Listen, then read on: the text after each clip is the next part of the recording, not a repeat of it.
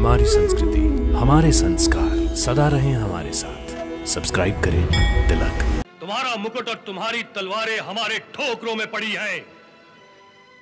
तुमने और तुम्हारे समस्त सेना नायकों ने हमारे आगे घुटने टेक दिए हैं। यदि हम चाहें तो नागलोक में रक्त की नदी बहा सकते हैं। हमारे विरोध में एक भी तलवार नहीं उठेगी। परंतु समर्पण के बाद रक्तपात करने की क्या आवश्यकता है? आवश्यकता है नागराज, ताकि फिर कभी कोई नागलोक निवासी हमारे सामने सर और पीछे तलवार उठाने का साहस ना करे।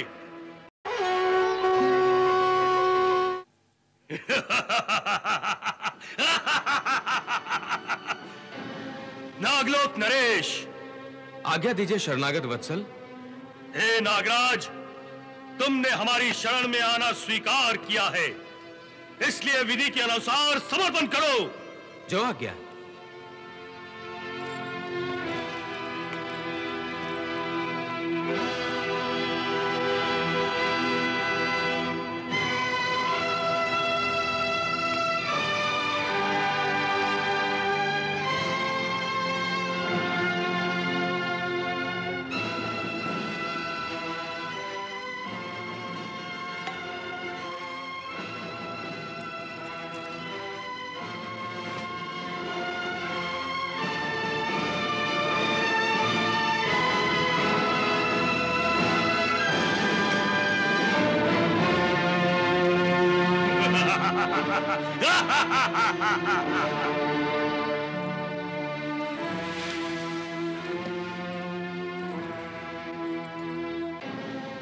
सेना नायकों, आप भी समर्पण कीजिए।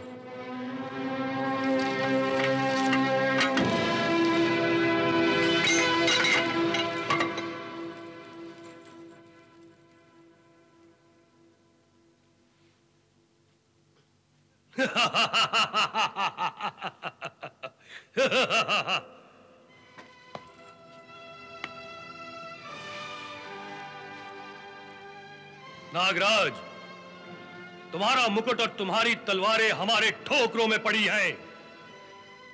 तुमने और तुम्हारे समस्त सेना नायकों ने हमारे आगे घुटने टेक दिए हैं। यदि हम चाहें तो नागलोक में रक्त की नदी बहा सकते हैं। हमारे विरोध में एक भी तलवार नहीं उठेगी। परंतु समर्पण के बाद रक्तपात करने की क्या आवश्यकता है? आवश्यकता है नागराज, ताकि फिर कभी कोई नागलोक निवासी हमारे सामने सर और पीछे तलवार उठाने का साहस ना करे। नहीं नहीं नहीं नहीं, ऐसा अत्याचार मत कीजिए। आप जो चाहते हैं वो रक्त की एक बूंद बहाए बिना भी संभव है। आपके आगे मेरा सर भी सदा झुका रहेगा और आपके पीछे कभी कोई तलवार नहीं उठेगी। वो कैसे? अगर आपकी आज्ञा हो तो मैं एक ऐसा प्रस्ताव रखना चाहता हूं जिसमें नागलोक और असुरों के बीच एक मधुर संबंध स्थापित हो जाएगा। मधुर संबंध? अर्थात नागलोक की राजकुमारी के साथ आपका विवाह। हमारा विवाह? कौन सी राजकुमारी के साथ? मेरी पुत्री राजकुमारी कयाधु के साथ।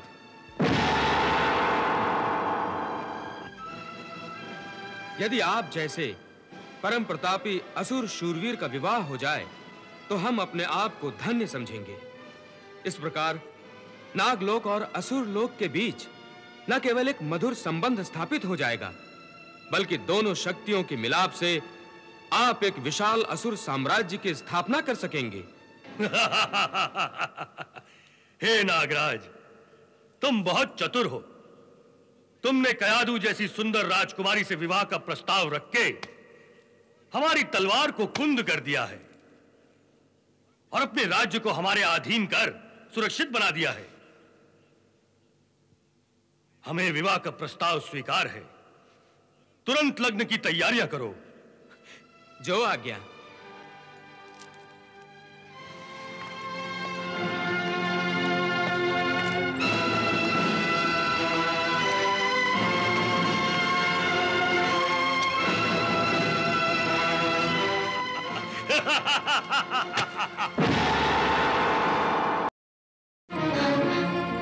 माताश्री, उनके साथ विवाह कैसे कर सकती हूँ?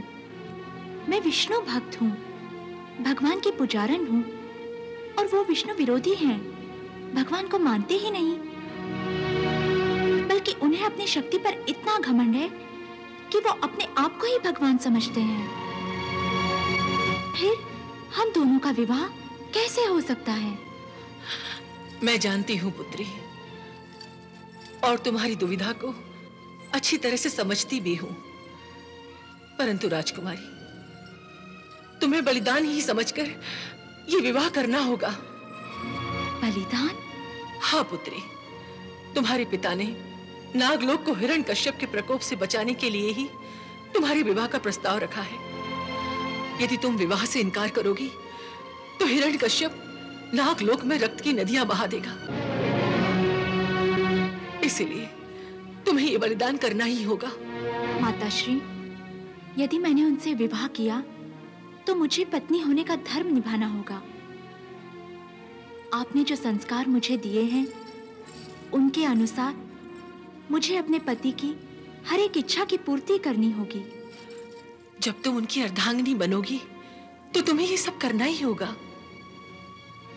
और जब वो मेरे मंदिर को तोड़ देंगे, मेरे भगवान विष्णु की मूर्ति को तोड़ देंगे, तो विष्णु भक्त होकर मैं ये सब चुपचाप कैसे सहन कर सकूंगी? पुत्री, ये सब सहन करना ही तो तुम्हारा बलिदान होगा। ये कैसा बलिदान है माताश्री, जिसमें भक्त को अपनी आस्था को भेंट चढ़ाना पड़ता है? आस्था मन में होती है। आस्तिक का मन वो महान मंदिर होता है जिसमें सजी ईश्वर की मूर्ति को कभी कोई नहीं निकाल सकता। हम सब, सारा नागलोक विष्णु भक्त हैं। यदि नागलोक के सारे मंदिरों को भी हिरण्यकश्यप ध्वस्त कर दे, तब भी हर विष्णु भक्त के मन में अपने ईश्वर की छवि शेष रहेगी, जिसके आगे भक्तों के शीश झुकते रहेंगे। माताश्री, ये कहकर आपने मुझे बड़ी कठिन परीक्षा में डाल दिया है। मैंने नहीं, हो सकता है विष्णु भगवान ही तुम्हें इस परीक्षा में डालकर तुम्हारी भक्ति को आजमा रहे हैं। ये कैसी परीक्षा ले रहे हैं आप भगवान? पुत्री, स्त्री अपने पति को भी परमेश्वर मानती है, और इसीलिए तुम्हें अपने पति परमेश्वर और ईश्वर दोनों की इच्छा के विरुद्ध कुछ नहीं करना है। परंतु मैं इस परीक्षा में कैसे सफल हो सकती हूँ? पुत्री, मेरा आशीर्वाद तुम्हारे साथ है, और धीरज रखो।